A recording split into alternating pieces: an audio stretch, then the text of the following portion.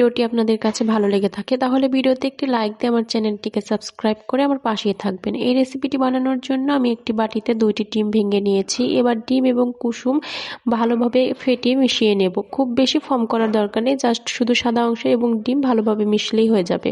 ডিমের কুসুম এবং সাদা অংশ ভালোভাবে মিশিয়ে নিয়ে এর মধ্যে দিয়ে দিচ্ছি 1 কাপ পরিমাণ সুজি এবং 1/2 কাপ পরিমাণ ময়দা। এবার ডিমের সাথে সুজি এবং ময়দাটা ভালোভাবে মিশিয়ে নেব। যদিও এই দুইটা ডিমের সাথে 1 কাপ ময়দা এবং 1/2 কাপ সুজি মেশানো সম্ভব না, এর মধ্যে পানি দিয়ে দিতে হবে। তবে পানিটা একবার অ্যাড করতে যাবেন না, বারবার দেখে দেখে অ্যাড করতে হবে।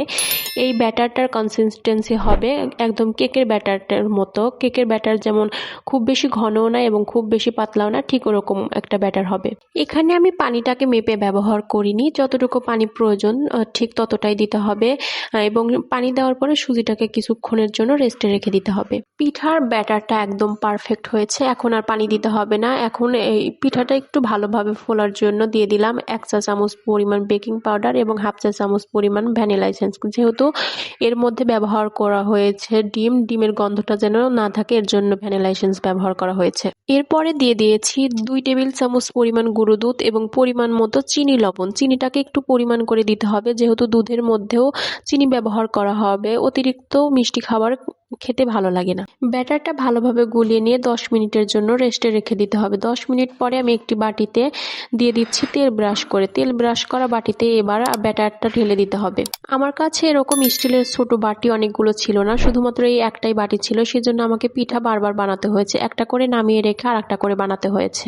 বাটিটাকে একটু ড্যাব ড্যাব করে নিচ্ছি যেন বাবল ক্রিয়েট না হয়। এরপরে নিয়ে নিয়েছি একটি প্রেসার কুকার। প্রেসার কুকারের মধ্যে একটি স্ট্যান্ড বসিয়ে পরিমাণ মতো পানি দিয়ে দিই। এবার পিঠার ব্যাটার দেওয়া বাটিটাকে স্ট্যান্ডের উপরে বসিয়ে একটি কাঁচের ঢাকনা দিয়ে ঢেকে দেবো এবং কাঁচের ঢাকনার যে ছিদ্রটা থাকে একটি লং দিয়ে ছিদ্রটা বন্ধ করে দেব। পিঠাটা হয়ে গেলে একটি টুথপিক দিয়ে দেখে নেবেন পিঠাটা হয়েছে কিনা। আমি দেখে নিয়েছি। এবার পিঠাটা নামিয়ে নেব এবং সেম প্রসেসেই সবগুলো পিঠা তৈরি করে নেব।